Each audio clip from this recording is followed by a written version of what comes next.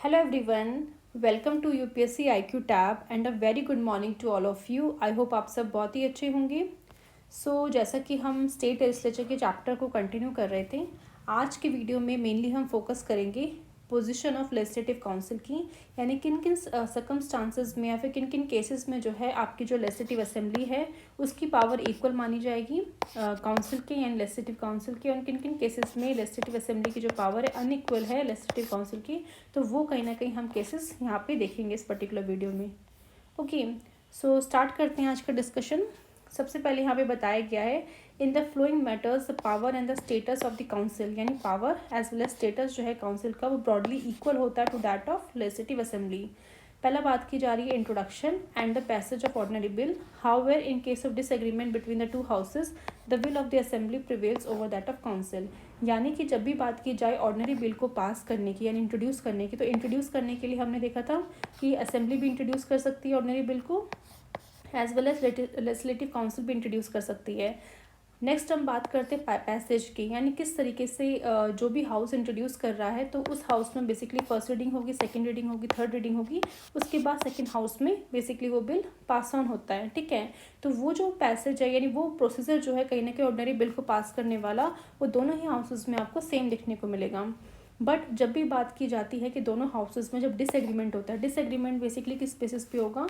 जैसे मान लो आपका जो बिल है असेंबली ने इंट्रोड्यूस किया, first reading, second reading, third reading के बाद जब काउंसिल के पास वो बिल गया तो काउंसिल के पास जैसे कि हमने देखा था फर्स्ट ऑप्शन है कि वो बिल को पास कर दे जैसे एज इट इज़ जैसे कि आया है, या फिर कुछ अमेंडमेंट सजेस्ट करें, या फिर वो पूरी तरह से उसको रिजेक्ट कर दे, या फिर 3 महीने तक कहीं ना कहीं उस बिल पे कोई एक्शन ना ले। तो इस केस में हमने देखा था कि जहाँ वो बिल पास कर रहा है वहाँ तो प्रॉपरली देखने को मिलेगा दोनों हाउसेज से पास माना जाएगा एंड वो बिल गवर्नर के पास चले जाएगा एसेंट के लिए। जिस बिल में कहीं ना कहीं उसने अमेंडमेंट सजेस्ट किया, अगर मान लो वो अमेंडमेंट सजेस्ट करते हैं, अब असेंबली के पास ऑप्शन है कि या तो वो अमेंडमेंट को एक्सेप्ट कर ले, अगर एक्सेप्ट कर लेता है तो दोनों हाउसेज से पास माना जाएगा एंड देन गवर्नर के पास एसेंट के लिए चले जाएगा। बट अगर असेंबली ने अमेंडमेंट्स को एक्सेप्ट नहीं किया तो उस समय क्या होगा, देखने को मिलेगा कि उस टाइम पे असेंबली के पास पावर है कि वो सेकंड यानी फिर से उस बिल को इंट्रोड्यूस कर सकती है अपनी हाउस में और फिर से उसको पास करके काउंसिल की तरफ भेज सकती है। ठीक है, फिर हमने देखा था अगर मान लो कोई बिल रिजेक्ट कर देती है काउंसिल, ठीक है, या फिर उसको 3 महीने तक कोई भी एक्शन नहीं लेती, तो उस केस में भी आपका असेंबली सिंपली क्या करेगा, अपने हाउस से फिर से उस सेम बिल को इंट्रोड्यूस करेगा, पास करेगा और फिर काउंसिल के पास भेज देगा। यानी सेकेंड टाइम जब काउंसिल के पास वो बिल आएगा तो उस टाइम पे अगेन वो पास कर देता है तो ठीक है, फिर से अमेंडमेंट सजेस्ट करता है या फिर से रिजेक्ट करने की कोशिश करता है या फिर 1 महीने के लिए फिर से उसे विदहोल्ड में डाल देता है, तो उस कंडीशन पे हमने देखा था किस तरीके से आपका जो असेंबली है वो कहीं ना कहीं उस पर्टिकुलर बिल को कहीं ना कहीं पास करवा देगी, यानी जो ओरिजिनल फॉर्म में जो बिल आया था उसको उसी टाइम पे उस चीज़ के लिए बेसिकली पास कर दिया जाएगा। तो ये सर्कमस्टांसेस या फिर ये जो केसेस थे हमने कल की वीडियो में अच्छे से देख ली थी। अगर कोई डाउट है तो आप प्लीज़ अपने डाउट पूछ सकते हैं। तो यहाँ पे हम ये समझने की कोशिश कर रहे हैं कि जो ऑर्डिनरी बिल है उसको इंट्रोड्यूस और पास करने का जो कहीं ना कहीं क्राइटेरिया वो दोनों हाउसेस में सेम है। बट अगर कुछ ऐसा डिसएग्रीमेंट होता है दोनों हाउसेस के बीच में तो एट लास्ट किसकी चलेगी, असेंबली की ही चलेगी। जैसे कि अभी हमने देखा कि सेकेंड टाइम भी जब बिल इंट्रोड्यूस किया जा रहा है असेंबली के द्वारा, फिर भी अगर काउंसिल ने कहीं ना कहीं उसको रोकने की कोशिश की या फिर अपने पास कहीं ना कहीं जो है पेंडिंग रखने की कोशिश की, तो उस बिल को असेंबली जो है पास करवा देगी क्योंकि पास माना जाएगा ना उस केस में। ठीक है, तो यानी एट द एंड आपकी असेंबली की ही चलेगी। सेकंड यहाँ पे बोला जा रहा है कि approval of ordinances issued by the governor. ठीक है, तो यहाँ पे सिंपली देखने को ये मिलेगा कि जब हमारी जो काउंसिल होती है या फिर अगर मान लो बाई कैमरल है तो काउंसिल तो मान लो उस टाइम पे प्रेजेंट है, बट असेंबली भी मान लो उस टाइम पे प्रेजेंट है, तो सिंपली आपका लॉ लेके आया जाता है कि अगर मान लो कुछ भी पर्टिकुलर लॉ लेके आना है तो पर्टिकुलरली जो असेंबली है काउंसिल है वही लेके आती है। बट इन केस अगर मान लो दोनों में से कोई भी हाउस अगर सेशन में नहीं है या फिर दोनों ही हाउस सेशन में नहीं है या फिर दोनों में से कोई एक हाउस सेशन में नहीं है, तो उस केस में अगर मान लो कुछ ऐसे सर्कमस्टांसेस आ जाते हैं कि कोई पर्टिकुलर लॉ लेके आना है, तो उस केस में कहीं ना कहीं जो आपकी काउंसिल ऑफ मिनिस्टर है, यानी स्टेट के अंदर जो काउंसिल ऑफ मिनिस्टर है, वो कहीं ना कहीं गवर्नर को एडवाइस करेंगे कि भाई इन चीज़ों के ऊपर आप ऑर्डिनेंस लेके आ जाइए। तो वो ऑर्डिनेंस लाने की पावर आपके गवर्नर के पास है, बट वो कैसे लेके आएगा? With the approval of the council of minister. तो वही यहाँ पे बोला जा रहा है कि जब भी बात अप्रूवल की आएगी, यानी जब भी उस ऑर्डिनेंस को अप्रूव करने की बात की आएगी, तो अप्रूवल ऐसा नहीं है कि सिर्फ असेंबली से ही लेना है। ऑब्वियसली अगर मान लो उस पर्टिकुलर केस उस पर्टिकुलर स्टेट में सिर्फ यूनिकैमरल है, असेंबली ही है, तो सिर्फ असेंबली से ही अप्रूवल लेना है। बट अगर मान लो वो स्टेट में बाई कैमरल है, यानी असेंबली भी प्रेजेंट है, काउंसिल भी प्रेजेंट है, यानी ये जो केसेस मैं बता दूँ ना, ये उसी के लिए एप्लीकेबल है जहाँ पे बाई कैमरल लेजिस्लेचर प्रेजेंट होगा, यानी उस पर्टिकुलर स्टेट में जहाँ पे असेंबली भी है, काउंसिल भी है। तभी हम ऑब्वियसली डिस्कस कर रहे हैं कि दोनों की पावर्स इक्वल है। उस केस में जहाँ पे जिन स्टेट में सिर्फ बेसिकली असेंबली ही है, वहाँ पे तो ये फीचर्स देखने को ही नहीं मिलेगा, बिकॉज वहाँ पे तो पावर सारे के सारे असेंबली के पास ही है। ठीक है, तो ये क्लैरिटी आप रखना इसमें कि जो केसेस हम पढ़ रहे हैं, equal with assembly, equal unequal with assembly, ये उन्हीं स्टेट के लिए एप्लीकेबल है या फिर उन स्टेट में देखने को मिलेगा जहाँ पे बाई कैमरल लेजिस्लेशन होता है, यानी जहाँ पे असेंबली भी होती है और काउंसिल भी होते हैं। तो उस समय किन किन केसेस के ऊपर उनकी पावर इक्वल होती है, अनइक्वल होती है, वो हम कहीं ना कहीं डिस्कस कर रहे हैं। ठीक है, तो यानी कि अगर ऑर्डिनेंस जो भी लाया जाएगा गवर्नर के द्वारा, उसको अप्रूव असेंबली के द्वारा भी किया जाएगा और काउंसिल के द्वारा भी किया जाएगा, तभी उसको बेसिकली इफेक्ट में लाया जाएगा। और जैसे ही हमने देखा कि जब भी सेशन दोबारा से आता है, तो वहाँ पे जब असेंबली वापस से आती है या फिर काउंसिल दोबारा से आती है, तो वहाँ पे उस पर्टिकुलर ऑर्डिनेंस को किस तरीके से फर्दर इफेक्ट में लाना है, नहीं लाना, या फिर उसको बेसिकली ख़त्म कर देना है, तो उसके बाद जो है दोनों ही हाउसेस जो है यहाँ पे डिसीजन लेते हैं। ठीक है, ऐसा नहीं है कि सिर्फ असेंबली ही डिसीजन लेती है। थर्ड पॉइंट बोला जा रहा है कि selection of ministers including the chief minister. ठीक है, under the constitution the ministers including the chief minister can be member of either house of the state legislature. यानी कहीं ना कहीं हमारे कॉन्स्टिट्यूशन में बताया गया है कि मिनिस्टर, जिसके अंदर आपका चीफ मिनिस्टर भी इंक्लूडेड होते हैं, वो जो है मेंबर हो सकते हैं either house of the state legislature. यानी ज़रूरी नहीं है कि जो चीफ मिनिस्टर है वो असेंबली के थ्रू ही आए, वो चाहे तो हमारे कॉन्स्टिट्यूशन ने बेसिकली बोला कि अगर काउंसिल के थ्रू भी कोई मेंबर होता है तो उसको भी आप चीफ मिनिस्टर बना सकते हो। ठीक है, जिस तरह से हमने बेसिकली प्राइम मिनिस्टर में देखा था कि प्राइम मिनिस्टर जो है बेसिकली लोअर हाउस और अपर हाउस किसी का भी मेंबर हो सकता है। तो वहीं यहाँ पे बोला जा रहा है कि जब बात की जाती है selection of ministers including the chief minister, जैसे कि हमारे कॉन्स्टिट्यूशन में चीज़ मेंशन है कि जो मिनिस्टर होता है इंक्लूडिंग द चीफ मिनिस्टर, वो मेंबर होता है either house of a state legislature. However irrespective of their membership they are responsible only to the assembly. ठीक है, तो यहाँ पे एक चीज़ याद रखनी है कि भले ही वो चीफ मिनिस्टर जो है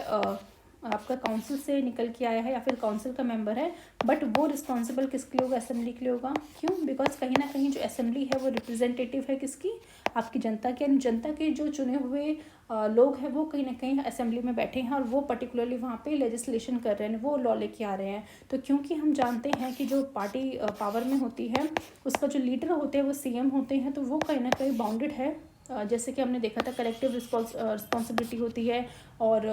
इंडिविजुअल रिस्पॉन्सिबिलिटी होती है, तो उसके तहत आपको देखने को मिलेगा कि वो कलेक्टिवली रिस्पॉन्सिबल होते हैं किसके? आपके असेंबली के। दैट्स वाई हम यहाँ पे बोल सकते हैं कि जो आपका चीफ मिनिस्टर है इररिस्पेक्टिव ऑफ देयर मेंबरशिप, यानी वो मेंबर किसी भी हाउस से क्यों ना, चाहे वो असेंबली के मेंबर हो या फिर काउंसिल के मेंबर हो, बट वो रिस्पॉन्सिबल किसके होंगे? Only to the assembly. Fourth point बोला गया है the consideration of the report of the constitutional body like the state finance commission, state public service commission and the controller and auditor general of India. जो जैसे कि हमने देखा था कि जो तीनों बॉडीज़ होती है कॉन्स्टिट्यूशनल बॉडीज़ जो है, जब भी अपना काम करेगी तो अपनी रिपोर्ट्स जो है basically in case of governor को देखिए, और गवर्नर कहीं ना कहीं ये जो रिपोर्ट्स हैं इन पर्टिकुलर बॉडीज़ की वो दोनों हाउसेस के सामने रखेंगे। अब दोनों हाउसेस के सामने रखेंगे तो दोनों हाउसेस की यहाँ पे ड्यूटी बनती है उनको कंसिडर करना, उन पर डिस्कशन करना। ठीक है, नेक्स्ट यहाँ पे enlargement of the jurisdiction of the state public service commission, यानी जो स्टेट पब्लिक सर्विस कमीशन है उसका जुरिडिक्शन अगर मान लो एनलार्ज करना है और ज़्यादा बढ़ाना है कि किन किन चीज़ एरिया में भी वो काम कर सकता है, तो वो कहीं ना कहीं देखने को मिलेगा दोनों हाउसेस के पास पावर है, यानी असेंबली भी उस पर डिस्कस कर सकती है और काउंसिल भी कर सकती है। ठीक है, तो ये 5 केसेस हमने यहाँ पे डिस्कस कर लिए जहाँ पे असेंबली की पावर इक्वल है काउंसिल के। अब हम देखेंगे किन किन केसेस में जो पावर एंड स्टेटस है काउंसिल का वो अनइक्वल है to that of assembly.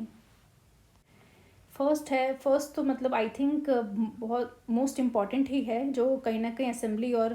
Council को डिफ्रेंशिएट करता है। तो यहाँ पे बात की जा रही है कि money bill can be introduced only in the assembly and not in the council. ठीक है, यानी मनी बिल जो है कहीं ना कहीं स्ट्रॉन्ग बनाता है असेंबली को as compare to the council, because money bill की जो कहीं ना कहीं पावर है उसको इंट्रोड्यूस करने की, किस तरीके से जो है उसको पास करने की, वो असेंबली के पास ज़्यादा है। यानी इस केस में जो है असेंबली काफ़ी ज़्यादा पावरफुल हो जाती है as compare to council. That's why यहाँ पे बताया गया है कि इसको इंट्रोड्यूस किया जा सकता है सिर्फ और सिर्फ असेंबली में, नॉट इन दी काउंसिल। अब हम बात करते हैं, नेक्स्ट बोला गया है the council can not amend और रिजेक्ट अ मनी बिल, यानी कुछ भी अमेंडमेंट नहीं कर सकती, रिजेक्ट नहीं कर सकती। It should return the bill assembly to the assembly within the 14 days, यानी यहाँ पे देखने को मिलेगा 14 दिन का टाइम उन्हें दिया जाता है कि 14 दिन के अंदर या तो आप बिल को पास करो, ठीक है, कुछ भी करो, बट 14 दिन के अंदर देखिए मतलब रिटर्न करो असेंबली को। बट यहाँ पे आप उस बिल को रिजेक्ट नहीं कर सकते, अमेंड नहीं कर सकते। आइदर भी रिकमेंडेशन, हाँ बस अपने रिकमेंडेशंस दे सकते हो, यानी 14 दिन के अंदर आपको चाहे वो रिकमेंडेशन के साथ रिटर्न करना हो या फिर विदाउट रिकमेंडेशन रिटर्न करना हो, बट 14 दिन के अंदर ही करना है। बिकॉज अगर 14 दिन का टाइम एक्सपायर हो गया कहीं ना कहीं, तो उस टाइम पे माना जाएगा कि जो असेंबली ने जो मनी बिल पास किया है उसको पास माना जाएगा दोनों हाउसेस से, एंड फाइनली वो गवर्नर के पास चले जाएगा एसेंट के लिए। ठीक है, नेक्स्ट बोला गया है the assembly can either accept or reject all or any of the recommendation of the council, यानी कि हमारी जो असेंबली है या तो एक्सेप्ट कर देगी जो भी रिकमेंडेशन आई है, या तो रिजेक्ट कर देगी सारी की सारी रिकमेंडेशन को, या फिर कुछ रिकमेंडेशन को रिजेक्ट कर देगी, जो भी उसको लगेगा कि भाई ठीक है, उन जो ठीक लगेगा उसको एक्सेप्ट कर लेगी और जो ठीक नहीं लगेगा उसको रिजेक्ट कर देगी। तो ये कहीं ना कहीं असेंबली के ऊपर है। In both the cases the money bill is deem to have been passed by the houses, यानी अगर वो एक्सेप्ट करती है सारी की सारी या फिर रिजेक्ट कर देती सारी की सारी, तो उन दोनों ही केसेस से माना जाएगा कि दोनों हाउसेस से मनी बिल पास हो चुका है। The final power to decide whether a particular bill is a money bill or not invested in the speaker of the assembly, यानी कहीं ना कहीं ये चीज़ हमने पहले भी डिस्कस कर ली है कि स्पीकर जो है कहीं ना कहीं उनके पास फाइनल पावर है ये डिसाइड करने का कि जो पर्टिकुलर बिल है मनी बिल है या नहीं, और उनकी जो फाइनल पावर इस पर कोई भी क्वेश्चन नहीं कर सकता। यानी final power of passing an ordinary bill also lies with the assembly. ठीक है, ये तो हमने देखा था कि जो फाइनल पावर है उस ऑर्डिनरी बिल को पास करने की, वो भी किसके पास है, असेंबली के पास है। एट द मोस्ट ज़्यादा से ज़्यादा जो काउंसिल है उसको डिटेन कर सकता है या फिर डिले कर सकता है उस पर्टिकुलर बिल को, यानी किस बिल की बात की जा रही है, ऑर्डिनरी बिल की बात की जा रही है फॉर द 4 months के लिए। ठीक है, यानी कि हमारा जो काउंसिल है ऑर्डिनरी बिल को ज़्यादा से ज़्यादा 4 महीने के लिए डिले कर सकता है। 4 महीने यहाँ पे कैसे, 3 महीने फर्स्ट इंस्टांस में और 1 month सेकेंड इंस्टांस में। In other words, the council is not even a revising body like the Rajya Sabha. It is only a dilatory chamber और advisory body. तो यहाँ पे कहीं ना कहीं बताया जा रहा है कि जो हमारा काउंसिल है वो राज्यसभा की तरह नहीं है, यानी कि वो एक जिस तरीके से राज्यसभा में देखा जाता है कि वो रिवाइजिंग बॉडी, यानी किस तरीके से जो राज्यसभा का मेन काम देखो क्या है, वो रिप्रेजेंटेटिव ऑफ स्टेट्स है, यानी कहीं ना कहीं जो जितने भी डिफरेंट स्टेट्स हैं उनकी जो बातें हैं वो कहीं ना कहीं सेंटर में रखने का काम जो राज्यसभा करता है। दैट्स वाई हम यहाँ पे कह सकते हैं कि अगर मान लो कोई भी एक ऐसा बिल लोकसभा में आता है तो राज्यसभा किस तरीके से उस बिल पे रोक लगा सकता है, किस तरीके से उस बिल पे डिस्कशन कर सकता है, तो वहाँ कहीं ना कहीं हमें देखने को मिलेगा वो सेंटर में जो डिफरेंट स्टेट का जो कंसर्न है वो सामने रखने की कोशिश कर रहे हैं। बट लोकसभा जो आपका ये जो काउंसिल है वहाँ पे ऐसा देखने को नहीं मिलता, बिकॉज जो लेजिस्लेटिव काउंसिल है वहाँ पे जो भी मेंबर्स चुन के आ रहे हैं वो बेसिकली चुन के इन द सेंस एक तो इनडायरेक्ट इलेक्शन हो रहा है, ठीक है, कुछ आपके आधे म्यूनसिपलिटी बॉडीज से आ रहे हैं और कुछ डिफरेंट डिस्ट्रिक्ट बोर्ड से आ रहे हैं, कुछ टीचर्स आ रहे हैं, कुछ नॉमिनेटेड मेंबर्स आ रहे हैं। तो जिस तरीके की बॉडी को बनाई गई है वो रिवाइजिंग बॉडी नहीं है, सिर्फ और सिर्फ एडवाइजरी बॉडी की तरह वो काम करेगी। यानी मेन काम क्या रहेगा कि जो भी बिल असेंबली के द्वारा लाया जा रहा है वो पर्टिकुलर बिल को जब वो 3 से 4 महीने तक, जिस तरीके से देखने को मिला कि 3 से 4 महीने तक उस बिल को बेसिकली डिले कर रहे हैं। डिले करने का यहाँ पे मेन चीज़ क्या है, वो कहीं ना कहीं उस पर्टिकुलर बिल को क्रिटिसाइज़ करने की कोशिश कर रहे हैं, यानी वो 3 से 4 महीने का जो टाइम वो ले रहे हैं इस बिल को डिले करके, यहाँ पे वो कहीं ना कहीं अपना जो कंसर्न है वो जनता को बताने की कोशिश कर रहे हैं कि किस तरीके से जो बिल है इसमें जो जो क्लॉसेस मेंशन है वो कहीं ना कहीं सोसाइटी के लिए ठीक नहीं है। दैट्स वाई वो 3 से 4 महीने का जो टाइम लेते हैं उसको रोकने का। But at the end assembly के पास पावर है, जो कि हमने देखा था कि अगर मान लो सच में लोगों को लगेगा कि कुछ कंसर्न है इस बिल से रिलेटेड तो वो डायरेक्टली अपने ग्रीवांसेस रखेंगे असेंबली के थ्रू। जो भी पार्टी है, जो भी सीएम है, उनको बेसिकली डायरेक्टली बोलेंगे कि किस तरीके से जो बिल लाया जा रहा है वो सही नहीं है। बट यहाँ पे कहीं ना कहीं 3 से 4 महीने डिले करने का मेन पर्सपेक्टिव ये हो गया कि यहाँ पे कहीं ना कहीं असेंबली से चीज़ें पूछी जाएंगी कि जो चीज़ें वो कर रहे हैं वो सही डायरेक्शन में हो रही है नहीं हो रही, ठीक है। तो इसलिए हम कह सकते हैं कि जो हमारा काउंसिल है वो एक एडवाइजरी बॉडी की तरह ही काम करता है। उतनी पावर नहीं है उसके पास जितनी राज्यसभा के पास देखने को मिलेगी। देन यहाँ पे बताया जा रहा है कि the council can only discuss budget but can not vote on the demands of for grant, ठीक है, विच इज़ एक्सक्लूसिव प्रिविलेज है असेंबली का, ठीक है। जैसे कि हमने पार्लियामेंट में भी देखने को मिला था कि लोकसभा के पास एक्सक्लूसिव राइट होता है डिमांड फॉर ग्रांट के लिए वोटिंग करना। उसी तरीके से देखने को मिलेगा कि जो स्टेट असेंबली जब अपना बजट लेके आती है और बजट में जो वोटिंग वाला पार्ट होता है कि किस तरीके से जो डिमांड्स है डिफरेंट डिफरेंट मिनिस्ट्रीज़ की उनको किस तरीके से ग्रांट में बदलना है, उस पर जो वोटिंग होती है वो कहीं ना कहीं असेंबली में ही की जाती है, काउंसिल में नहीं होती। The council can not remove the council of minister by passing a no confidence motion, यानी नो कॉन्फिडेंस मोशन कहीं ना कहीं आपकी असेंबली के अंदर ही पास हो सकता है। यानी असेंबली के अंदर अगर देखा जाए, अगर जो पर्टिकुलर पार्टी है, जो रूलिंग पार्टी है, उनकी कितनी मेजॉरिटी है या नहीं वो चेक करने के लिए नो कॉन्फिडेंस मोशन पास किया जाता है, तो वो चीज़ जो है कहीं ना कहीं लेजिस्लेटिव काउंसिल पास नहीं कर सकती। This is because the council of ministers collectively responsible है only to the assembly. Council के लिए रिस्पॉन्सिबल नहीं है, वो असेंबली के लिए रिस्पॉन्सिबल है। दैट्स वाई कि जो नो कॉन्फिडेंस मोशन है वो असेंबली ही लेके आ सकती है। But the council of minister can discuss कर सकते, क्रिटिसाइज कर सकते पॉलिसीज़ को and activities of the government. यानी ऐसा नहीं है कि फ्री फंड का मतलब काउंसिल भी बैठी रहेगी कुछ काम नहीं करेगी, नहीं। मेन चीज़ क्या है, क्रिटिसिज्म करना। बिकॉज कहीं ना कहीं जो असेंबली है वो ऐसी पार्टी वहाँ पे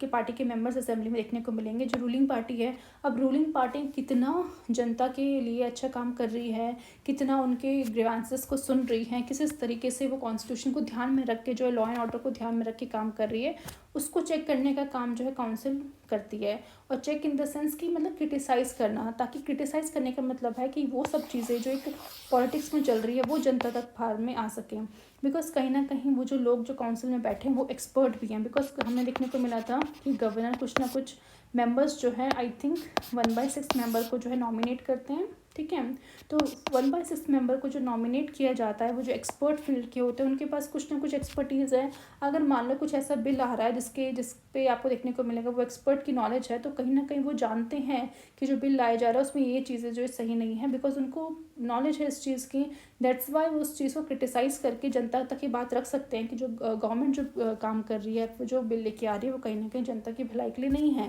या फिर इसमें ये जो क्लॉजेस है वो कहीं ना कहीं सही नहीं है। तो उस बेसिस पे हम कह सकते हैं कि जो काउंसिल का जो मेन काम, भले वो नो कॉन्फिडेंस मोशन के थ्रू जो है काउंसिल ऑफ मिनिस्टर को बेसिकली हटा नहीं सकती, भले वो ना करे, बट वो जो सरकार चल रही है उसको कहीं ना कहीं क्रिटिसाइज ज़रूर कर सकती है। नेक्स्ट बोला जा रहा है कि when an ordinary bill which has originated in the council and was sent to the assembly is rejected by the assembly, the bill ends and without becomes dead, ठीक है। यानी कोई भी ऑर्डिनरी बिल, क्योंकि ऑर्डिनरी बिल को originate करने की power हमारे काउंसिल के पास भी है, तो अगर मान लो काउंसिल इस तरह का बिल को, ऑर्डिनरी बिल को ओरिजिनेट करती है एंड देन अपने हाउस से पास करके वो असेंबली में भेजती है, और असेंबली में कहीं ना कहीं उस बिल, उसको लगता है कि जो बिल आ रहा है वो सही नहीं है, तो वो उस असेंबली क्या करेगी, सिंपली उस बिल को रिजेक्ट कर देगी, क्योंकि रिजेक्ट करने की पावर असेंबली के पास भी है। तो असेंबली ने अगर उस पर्टिकुलर बिल को जो कि पास हुआ है काउंसिल से उसको रिजेक्ट कर दिया, तो वो बिल वहीं पे ख़त्म हो जाएगा, वो एक तरह से डेड हो जाएगा, ठीक है। तो ये अगेन शो करता है कि असेंबली के पास ज़्यादा पावर है, काउंसिल के पास नहीं है पावर, ठीक है। अनइक्वल पावर शो करता है दोनों की। नेक्स्ट है the council does not participate in the election of the president of India and the representatives of the state in the Rajya Sabha. यानी कि प्रेसिडेंट का जब इलेक्शन होता है तो उस केस में आपको देखने को मिलेगा जो भी इलेक्टेड मेंबर्स होते हैं असेंबली के वही पार्टिसिपेट करते हैं, काउंसिल के मेंबर्स पार्टिसिपेट नहीं करते। साइमल्टेनियसली जो राज्यसभा है रिप्रेजेंटेटिव ऑफ द स्टेट माना जाता है, बट हाँ, तो उस टाइम पे भी आपको देखने को मिलेगा स्टेट की जो असेंबली है वो कहीं ना कहीं रिप्रेजेंट करिए, यानी स्टेट की जो असेंबली है वहाँ से जो लोग हैं वो चुन के जो है राज्यसभा में जाते हैं, यानी काउंसिल का यहाँ पे कोई भी कॉन्ट्रीब्यूशन नहीं होता, पार्टिसिपेशन नहीं होता। देन बोला जा रहा है the council has no effective say in the ratification of a constitution amendment bill, in this respect also the will of the assembly prevails over that of council. यानी कि जब भी बात की जाए कॉन्स्टिट्यूशन अमेंडमेंट बिल, तो जो constitution को अमेंड करने वाला जो बिल होता है उसको ओरिजिनेट कौन कर सकता है, आपकी पार्लियामेंट कर सकती है। यानी पार्लियामेंट के पास ही कहीं ना कहीं पावर है कॉन्स्टिट्यूशन को अमेंडमेंट करने के लिए, कोई पर्टिकुलर बिल को लाने के लिए। बट अगर मान लो कुछ ऐसे बिल होते हैं, यानी कुछ ऐसी अमेंडमेंट आप कर रहे हो कॉन्स्टिट्यूशन के अंदर जहाँ पे कहीं ना कहीं आपको लगता है कि कॉन्स्टिट्यूशन ने ये चीज़ मेंशन की है कि अगर आप कॉन्स्टिट्यूशन को अमेंड करते हो और उस अमेंडमेंट में कहीं ना कहीं स्टेट जो पर्टिकुलर स्टेट है उनका भी कंसर्न जुड़ा हुआ है, तो वहाँ पे जो अमेंडमेंट की जाएगी तो उस केस में आपको रेटिफिकेशन भी लेना पड़ेगा हाफ ऑफ द स्टेट से। तो उस केस में देखने को मिलेगा कि जब भी स्टेट्स रेटिफिकेशन करेगी उस कॉन्स्टिट्यूशन अमेंडमेंट बिल पे जो कि पार्लियामेंट लेके आई है, तो उस रेटिफिकेशन में भी किसका रेटिफिकेशन लिया जा रहा है, असेंबली का। यानी असेंबली बेसिकली रेटिफिकेशन दे रही है, यानी काउंसिल का वहाँ पे कोई इफेक्टिव रोल नहीं दिखने को मिलता। ठीक है, यानी कि जो विल होगा असेंबली का वही प्रवेल। मान लो काउंसिल उस चीज़ को रेटिफाई करने के लिए कुछ बोल रही है और असेंबली कुछ और बोल रही है, तो कहीं ना कहीं जो विल है, विल पावर जो है असेंबली की प्रिवेल करेगी as compare to the council. ठीक है, यहाँ पे बताया जा रहा है the position in this regard is very well analysed by the J.C. Johari in the following way कि the constitution is not clear on this point whether the bill of constitution amendment refer to the states for ratification by the legislature shall include the Vidhan Parishad और not. यानी कि हमारे जो constitution makers है जब उन्होंने constitution बनाया तो वो चीज़ कहना चाहते हैं कि हमारा कॉन्स्टिट्यूशन ही क्लियर नहीं है इस पॉइंट को लेके कि अगर मान लो कोई बिल इंट्रोड्यूस किया जा रहा है जहाँ पे कॉन्स्टिट्यूशन को अमेंडमेंट से कोई बिल आ रहा है, तो वहाँ पे जो स्टेट की रेटिफिकेशन मांगी जा रही है बाय द लेजिस्लेचर की द्वारा, क्योंकि यहाँ पे लिखा होता है कि स्टेट का जो लेजिस्लेचर है वहाँ से रेटिफिकेशन आनी चाहिए। तो जब बात स्टेट लेजिस्लेचर की कर रहे हो तो लेजिस्लेचर में दोनों चीज़ें आ जाएंगी, असेंबली भी आ जाएगी, काउंसिल भी आ जाएंगी। ठीक है, बट उस चीज़ में यानी उस स्टेट लेजिस्लेचर में क्या विधान परिषद यानी जो आपकी काउंसिल इंक्लूडेड है या नहीं, वो हमारे कॉन्स्टिट्यूशन में ही क्लियर नहीं बता रखा। बिकॉज कॉन्स्टिट्यूशन में सिर्फ इतना लिख रखा है कि आपको रेटिफाइड करवाना पड़ेगा स्टेट लेजिस्लेचर से। अब उस स्टेट लेजिस्लेचर में काउंसिल का कितना बड़ा कॉन्ट्रीब्यूशन है या फिर नहीं है, ठीक है, वो कहीं ना कहीं क्लियर नहीं है। इन प्रैक्टिस देखने को मिलेगा it may be understood that the will of the Vidhan Sabha has to be prevail. यानी थ्योरेटिकली तो कुछ नहीं लिखा, बट प्रैक्टिकली देखें इन प्रैक्टिस में तो जो विल पावर है वो किसकी जीतती है, विधानसभा की यानी लेजिस्लेटिव असेंबली की पावर जो जीतती है। इन केस ऑफ विधान परिषद यानी legislative council concurs with the view of the Vidhansabha, यानी उसको कहीं ना कहीं अपना जो व्यू पॉइंट है वो कॉन्कर करना पड़ता है लेजिस्लेटिव असेंबली के। लेजिस्लेटिव असेंबली जो बात बोल रही है उससे उसको सहमति रखनी पड़ती है, वो उसको अगेंस्ट जा भी नहीं सकता क्योंकि ज़्यादा पावर है भी नहीं। तो और साथ ही साथ वो असेंबली के जो भी डिसीजन है उसके अगेंस्ट जा, अगर असेंबली को लगता है कि जो अमेंडमेंट बिल है जो कि पार्लियामेंट के द्वारा लाया गया उसमें अपनी असेंट देनी है, तो वो मतलब जो भी पास करवाना है अपने हाउस से वो पास करवा दिया। अगर मान लो उसने पास करवा दिया तो काउंसिल जाके भी उसको रोक नहीं सकता। अगर वो नहीं पास करवाना चाहते वो अलग मैटर है। तो बट अगर उन्होंने पास करवा दिया तो काउंसिल का कोई कंट्रीब्यूशन वहाँ पे देखने को नहीं मिलेगा ज़्यादा। तो यहाँ पे बोला गया it is all right in case it differs the Vidhansabha में pass it again and thereby ignore the will of the Vidhan Parishad as it can do in case of non money bill Indian government and politics Vishal 13th edition. ठीक है, तो basically यहाँ पे यही बोला गया है कि अगर इन केस अगर मान लो उनकी जो राय है यानी काउंसिल की राय अगर डिफर भी करती है तो सिंपली क्या होगा कि जो आपका विधानसभा यानी लेजिस्लेटिव असेंबली क्या करेगी उस पर्टिकुलर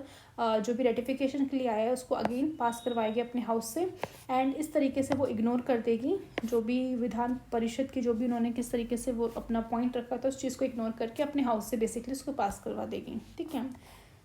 जैसे कि हमें नॉन मनी बिल में देखने को मिलता है।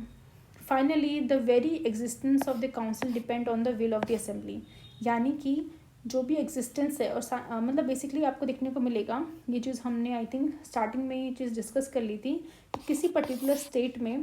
असेंबली तो होगी श्योर है, बट काउंसिल रखनी है या नहीं रखनी है वो कहीं ना कहीं असेंबली के विल के ऊपर है। तो वही चीज़ यहाँ पे बताई जा रही है the existence of the council, यानी जो लेजिस्लेटिव काउंसिल का एग्जिस्टेंस है वो डिपेंड करता है किस पे, विल ऑफ द असेंबली पे। The council can be abolished by the parliament और on the recommendation of the assembly, यानी कि अगर मान लो असेंबली अपने पर्टिकुलर हाउस में इस तरह का रिजोल्यूशन पास करती है कि हमें ये लेजिस्लेटिव काउंसिल नहीं चाहिए, यानी अबॉलिश करनी है, तो उस केस में देखने को मिलेगा पार्लियामेंट एक तरह का अबॉलिशन रिलेटेड एक्ट बनाएगी और काउंसिल को अबॉलिश कर देगी। सिमिलरली अगर असेंबली को लगता है कि नहीं, हमें हमारे स्टेट में काउंसिल भी होनी चाहिए, तो रिजोल्यूशन पास करेगी कि भाई हमें अपनी स्टेट में काउंसिल को बनाना है, तो पार्लियामेंट उस पर्टिकुलर मतलब क्रिएशन से रिलेटेड एक्ट लेके आएगी और फिर काउंसिल को बनाया जाएगा। तो यानी काउंसिल की जो एग्जिस्टेंस है वो असेंबली के ही हाथों में है, ठीक है। तो ये शो करता है कि असेंबली कितनी ज़्यादा पावरफुल है as compare to the council, यानी उसका एग्जिस्टेंस ही डिपेंड कर रहा है असेंबली के पास, ठीक है, असेंबली के रिकमेंडेशन पे, ठीक है। देन बताया जा रहा है कि from the above it is clear that the position of the council vis a vis the assembly is much weaker है than the position of Rajya Sabha vis a vis Lok Sabha. यानी कि राज्यसभा की जो पोजिशन है लोकसभा के सामने, वो उसकी अगर बात करें एज़ कम्पेयर टू जो काउंसिल की जो पोजीशन है एज़ कम्पेयर टू असेंबली, ठीक है, तो वो ज़्यादा मतलब काउंसिल इतनी ज़्यादा वीक है, राज्यसभा से भी ज़्यादा वीक है, ठीक है। ऑल्दो हमने कुछ कुछ केसेस पढ़े थे जहाँ पे देखने को मिला था कि जो लोकसभा है उनकी जो पावर है इक्वल है राज्यसभा के, वो हमने केसेस पढ़े हैं। किन किन केसेस में लोकसभा की पावर अनइक्वल है राज्यसभा के, वो भी हमने देखे, और कुछ ऐसे केसेस देखे जहाँ पे सिर्फ और सिर्फ राज्यसभा के पास पावर है। अब वो कौन कौन से केसेस है, कहीं ना कहीं आपको मैंने पार्लियामेंट वाले चैप्टर में अच्छे से बता दिए थे कि किन सर्कमस्टांसेस में कुछ ऐसी चीज़ें होती हैं जहाँ पे राज्यसभा ही उसको पास कर सकता है, राज्यसभा ही उसको लेके आ सकती है, तो वो चीज़ें भी हमने देखी हैं, ठीक है। तो यानी कि जो पोजीशन है एक राज्यसभा की, जिस हिसाब से जो पोजीशन है लोकसभा के सामने, जो राज्यसभा की जो पोजीशन है, उस पोजीशन से भी ज़्यादा वीक पोजीशन आपको काउंसिल की देखने को मिलेगी असेंबली के सामने, ठीक है। आई होप आप इस समझ पा रहे होंगे इसको, बिकॉज कहीं ना कहीं अगर आपको डाउट है तो मैं पहले यही कहूँगी कि आप पार्लियामेंट का चैप्टर अच्छे से पढ़ लीजिए, बिकॉज पार्लियामेंट का चैप्टर अच्छे से पढ़ेंगे तो पहले तो चीज़ें आपको जो भी चीज़ें हैं वहाँ पे समझ में आ जाएंगी। दूसरा, जब हम को रिलेट करेंगे पार्लियामेंट को स्टेट लेजिस्लेचर के साथ, बिकॉज अभी आपको देखने को मिलेगा किस तरीके से जो लक्ष्मीकांत का ये चैप्टर है स्टेट लेजिस्लेचर का, वहाँ पे बेसिकली बता रखा है कि पार्लियामेंट वर्सेस स्टेट लेजिस्लेचर, तो वो चीज़ें आपको तभी क्लियर हो पाएंगी जब आप पार्लियामेंट के जो भी फीचर्स हैं, जो चीज़ें हमने डिस्कस करी है, वो आप पहले से जानते हो, ठीक है। दैट्स वाई आपको देखने को मिलेगा कि ये जो लक्ष्मीकांत का जो इंडेक्स है इसी तरीके से बनाया हुआ है कि पहले आपने पार्लियामेंट को पढ़ा है, देन आप स्टेट लेजिस्लेचर को पढ़ रहे हो, तो आप ईजिली कोरिलेट कर पा रहे हो। देन यहाँ पे बताया जा रहा है कि the Rajya Sabha has equal power with the Lok Sabha in all the spheres except the financial matter and with regard to the control over the government. यानी कि राज्यसभा की जो पावर है वो लोकसभा की इक्वल तो है सभी जगहों में, बट कुछ को छोड़ के, यानी फाइनेंशियल मैटर एंड जब भी मनी बिल की बात है तो वहाँ पे कहीं ना कहीं राज्यसभा की पावर कम हो जाती है, and with regard to the control, government को कंट्रोल करने की बात है वहाँ पे। On the other hand the council is subordinate to the assembly in all respect. But अगर हम बात करें काउंसिल की,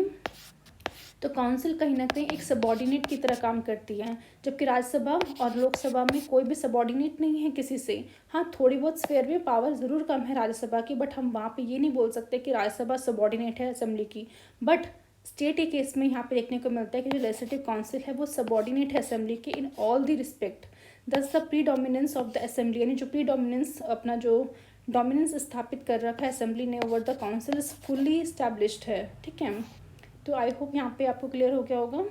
देन यहाँ पे बताया जा रहा है even though both the council and the Rajya Sabha are second chambers हैं, यानी सेंटर में देखने को मिलेगा राज्यसभा सेकंड चैम्बर है, स्टेट में आपका काउंसिल सेकंड चैम्बर है। The constitution has given the council much lesser importance than the Rajya Sabha due to the flowing reason. अब हम रीजन जानने की कोशिश करेंगे कि ऐसा क्यों हुआ कि राज्यसभा और काउंसिल दोनों सेकेंड चैम्बर होने के बावजूद भी कॉन्स्टिट्यूशन ने काउंसिल को जो है वीकर पोजिशन पर रखा है as compare to the Rajya Sabha. सबसे पहला पॉइंट यहाँ पे बताया गया है कि the Rajya Sabha consist of the representative of the state, जैसे भी हमने बात की थी, and this reflect the federal element of the polity. यानी किस तरीके से जो सेंटर और स्टेट के बीच में पावर्स हैं, तो स्टेट का रिप्रेजेंटेशन कौन कर रहा है यहाँ पे, आपका राज्यसभा कर रहा है। तो फेडरल जो एलिमेंट है, जो फेडरलिज्म है, उसको कहीं ना कहीं मेंटेन करने की कोशिश करता है राज्यसभा। यानी कि it maintains the federal equilibrium by protecting the interest of the state. यानी कि जो आपका लोकसभा है वो कहीं ना कहीं सेंटर की बात रख रहा है, और स्टेट की तरफ से कौन है जो रिप्रेजेंट कर रहा है, राज्यसभा रिप्रेजेंट कर रहा है। इस तरीके से देखने को मिलेगा कि जो फेडरल इक्विलिब्रियम है वो कहीं ना कहीं मेंटेन करने की कोशिश करता है Rajya Sabha against the undue interference of the state. Therefore it has to be effective revising body. इसलिए हम कह सकते हैं कि राज्यसभा एक इफेक्टिव रिवाइजिंग बॉडी है, not just as a advisory body और a dilatory body like the council, क्योंकि काउंसिल को बेसिकली एडवाइजरी बॉडी के नाम से जाना जाता है, बट आपकी जो राज्यसभा है वो एक इफेक्टिव रिवाइजिंग बॉडी की तरह काम करती है. On the other hand the issue of federal significance does not arise in case of council, यानी काउंसिल कहीं ना कहीं किसी चीज़ को रिप्रेजेंट नहीं कर रहा है, तो दैट्स वाई वो किसी को रिप्रेजेंट नहीं कर रहा है. तो जो इश्यूज़ है फेडरल सिग्निफिकेंस रिलेटेड वो कहीं ना कहीं काउंसिल के केस में देखने को नहीं मिलता. दैट्स वाइज जो राज्यसभा की जो पावर है ज़्यादा देखने को मिलेगी कॉन्स्टिट्यूशन में as compare to the council. Second point है कि the council is a heterogeneous constituted है, यानी इट रिप्रेजेंट करता है different interest and the consist of differently elected members and also include some nominated members को. तो कौन कौन से देखे थे हमने इलेक्शन के थ्रू कि कितना कितना प्रपोर्शन से कितने लोग जो है इलेक्टेड होते हैं, तो इस तरीके से हम कह सकते हैं हेट्रोजीनियस होता है ये. और कुछ कुछ नॉमिनेटेड मेंबर्स भी यहाँ पे आते हैं जो कि गवर्नर नॉमिनेट करता है. And it is very composition make its position weak, इसकी वजह से यानी जो इसकी कंपोजिशन है वो इसको कहीं ना कहीं वीक बना देती है and reduce its utility as an effective revising body. तो इसकी वजह से जो इसकी यूटिलिटी होनी चाहिए, यानी जो यूटिलिटी राज्यसभा की है कि किस तरीके से वो इफेक्टिवली रिवाइजिंग बॉडी की तरह काम करता है, बट क्योंकि ये इतना ज़्यादा हेट्रोजीनियस कॉन्स्टिट्यूटेड है, डिफरेंट जगह से आपको इंटरेस्ट के लोग यहाँ पे कहीं ना कहीं देखने को मिलेंगे, नॉमिनेटेड मेंबर के लोग देखने को मिलेंगे, इसके वजह से वो उसकी यूटिलिटी को कहीं ना कहीं कम कर देता है. On the other hand Rajya Sabha is homogeneous है, ठीक है, होमोजीनियस कॉन्स्टिट्यूटेड है. It represent only the state, यानी सिर्फ और सिर्फ स्टेट को ही रिप्रेजेंट करता है वो, and consist of mainly elected member of या फिर only 12 out of 250 are nominated होते हैं. बाकी मेनली आपको इलेक्टेड मेंबर्स ही दिखेंगे जो कि कहाँ से चुन के आते हैं, लेजिस्लेटिव असेंबली से आते हैं, ठीक है. तो अगेन आपको सेकंड पॉइंट याद रखना है कि जो काउंसिल है वो हेट्रोजीनियस कॉन्स्टिट्यूटेड है और राज्यसभा आपका होमोजीनियस कॉन्स्टिट्यूटेड है. थर्ड पॉइंट बताया जा रहा है कि the position accorded by the council is in accordance with the principle of democracy. The council should yield to the assembly which is popular house, obviously popular house माना जाता है. This pattern of relationship between the two houses of a state legislature is adopted from the British model से हमने ये चीज़ adopt की है. यानी Britain में जो हाउस ऑफ लॉर्ड्स होते हैं यानी upper house can not oppose obstruct नहीं कर सकता हाउस ऑफ कॉमन जो कि लोअर हाउस होता है. हमारे अपर हाउस आप जानते हो लेजिस्लेटिव काउंसिल है इन केस ऑफ स्टेट में, असेंबली है स्टेट में. एंड अगर हम बात करें सेंटर में तो जो आपका अपर हाउस है वो राज्यसभा है, लोअर हाउस आपका लोकसभा है. The house of lord is only a dilatory chamber है, यानी यहाँ पे बात की जा रही है हाउस ऑफ द लॉर्ड यानी अपर हाउस और काउंसिल की बात की जा रही है जो कि डिलेटरी चैम्बर है. डिलेटरी चैम्बर का मतलब क्या है कि वो सिर्फ और सिर्फ डिले कर सकते हैं ऑर्डिनरी बिल को for a maximum period of 1 year and a money bill for a 1 month. ये बात की जा रही है ब्रिटेन की, ठीक है. बट हमारे यहाँ हमने देखने को मिलेगा कि जो आपका काउंसिल है,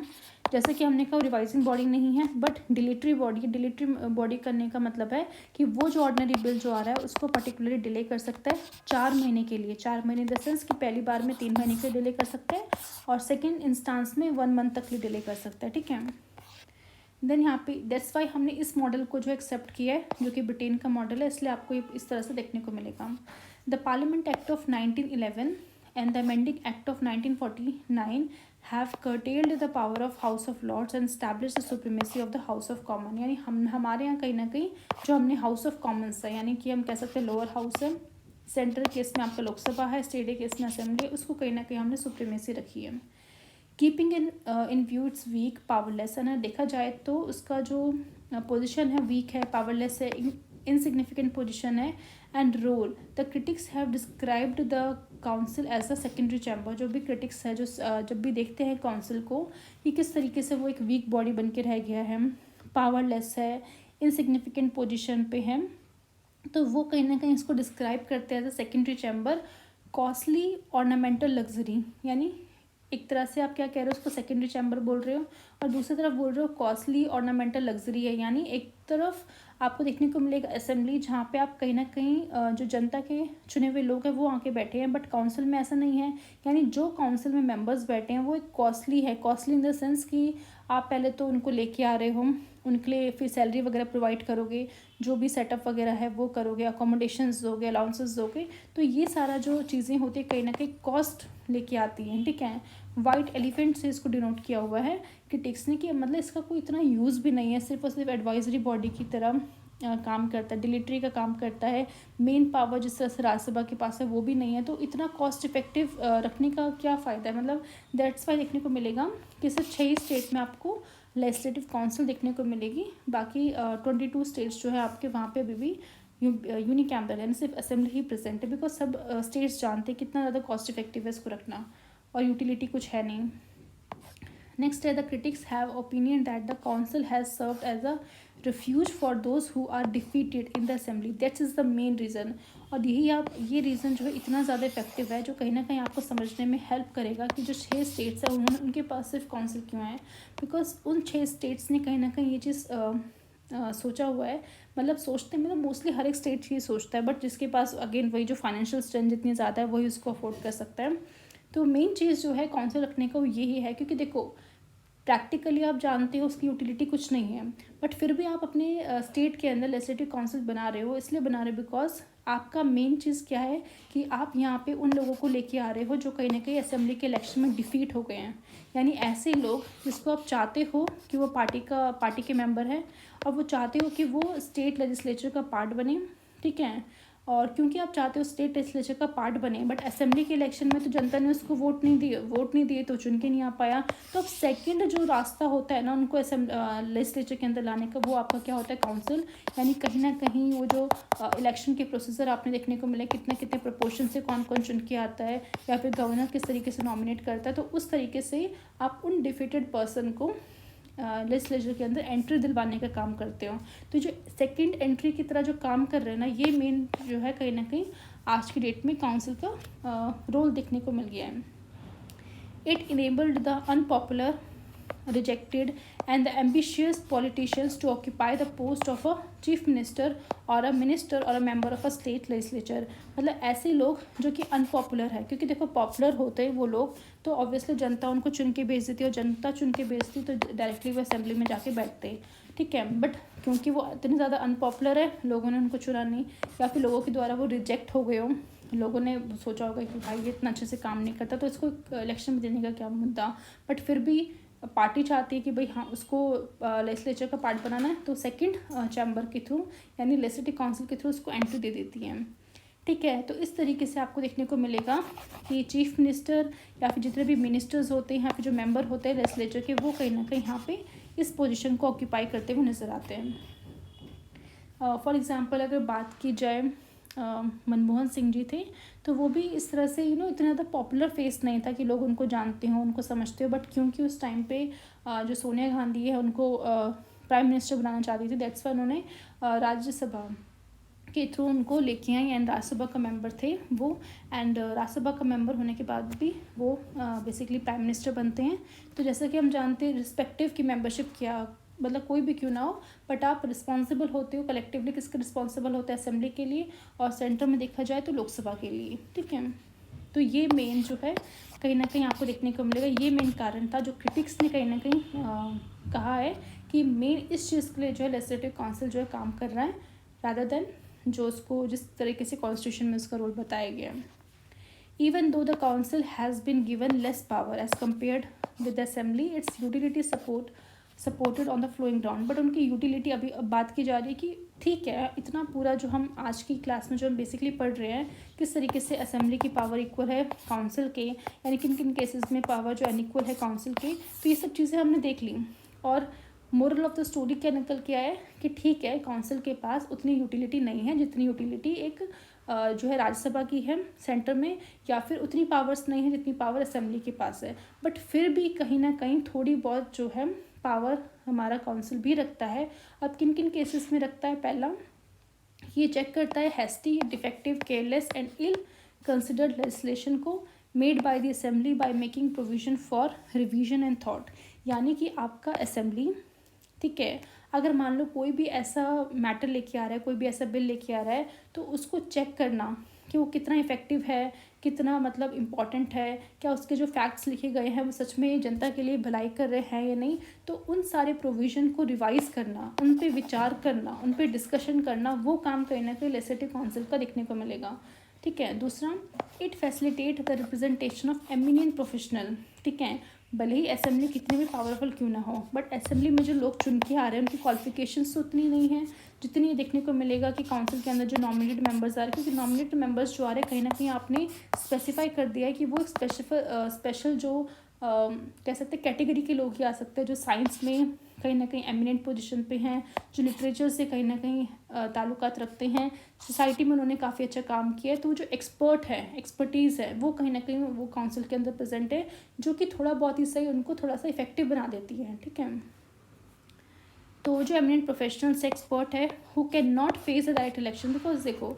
ऐसे लोग जो कि अपने अपने काम के लिए बहुत ज़्यादा मशहूर हों, जो कि एक्सपर्ट हो, जिन्होंने इतना मेहनत की है अपने अपने फील्ड में, बट वो जनता तक अपने व्यूज़ ना रख नहीं पाते, बिकॉज इतना वो ओपन होते नहीं हैं जितनी बाकी पार्टीज़ के लोग देखने को मिलेंगे, ना वो इससे यूज टू होते, because day to day life में पॉलिटिक्स से इतना इंगेज नहीं होते वो, बट क्योंकि वो इस हद तक मतलब एक्सपर्ट होते हैं कि उनका प्रेजेंट होना लेजिस्लेचर के अंदर एक इम्पॉर्टेंट पोजीशन इम्पॉर्टेंट रखता है। ठीक है, दैट्स वाई अगर हम असेंबली के इलेक्शन में खड़ा भी करते हैं ना, तो क्योंकि वो इतना ज़्यादा अनपॉपुलर है कि लोग उनको रिजेक्ट कर ही देंगे, दैट्स वाई हम कहीं ना कहीं ये जो क्राइटेरिया है नॉमिनेशन का हमने क्रिएट किया है काउंसिल के अंदर, कि उन एमिनेंट पर्सन को भी जगह मिलनी चाहिए, ताकि वो अपने जो भी विचार है, अपना जो भी एक्सपीरियंस है, उसके थ्रू कहीं ना कहीं जो लेजिस्लेटिव प्रोसेस है उसको स्मूदन कर सकें, वहाँ पे कहीं ना कहीं अपना जो भूमिका है, अपना जो रोल है, वो कहीं ना कहीं अच्छे से इस्टेब्लिश कर सकें। ठीक है, तो इसलिए हम देखने को मिलेगा कि जो गवर्नर है नॉमिनेट करते हैं 1/6 member of the council to provide representation of such people, such मतलब दीज एमिनेंट पीपल की बात की जा रही है। तो ये दो कह सकते हैं ग्राउंड्स हैं जहाँ पे हम बोल सकते हैं कि आपका जो काउंसिल है उसकी थोड़ी बहुत यूटिलिटी तो है। ठीक है, पूरी तरह से हम उसको नेग्लेक्ट भी नहीं कर सकते कि भाई कुछ भी काम का नहीं है, बट ये एक दो ग्राउंड्स जो है उसको थोड़ा बहुत इफ़ेक्टिव बना देते हैं। ठीक है, as compare to the others. तो यहाँ पे हमने जो इस चीज़ को डिस्कस कर लिया है। आई होप आपको आज का जो ये टॉपिक है जैसे समझ में आ गया हो, ताकि जो आपका मेन दो टॉपिक्स रह गया है, पहला कलेक्टिव प्रिविलेजेस और इंडिविजुअल प्रिविलेजेस, वो हम नेक्स्ट वीडियो में कवर कर लेंगे। एंड इसके अलावा एक टेबल है जहाँ पे पार्लियामेंट वर्सेस स्टेट लेजिस्लेचर है, वो भी हम कल की वीडियो में देख लेंगे। यानी कल की वीडियो में बेसिकली ये जो स्टेट लेजिस्लेचर वाला चैप्टर है वो आपका फिनिश हो जाएगा। आई होप आपको ये वीडियो पसंद आई हो। अगर कोई भी डाउट हो तो आप शेयर कीजिएगा। अगर वीडियो अच्छी लगे तो प्लीज़ लाइक कीजिएगा, शेयर कीजिएगा सबके साथ। Okay then bye.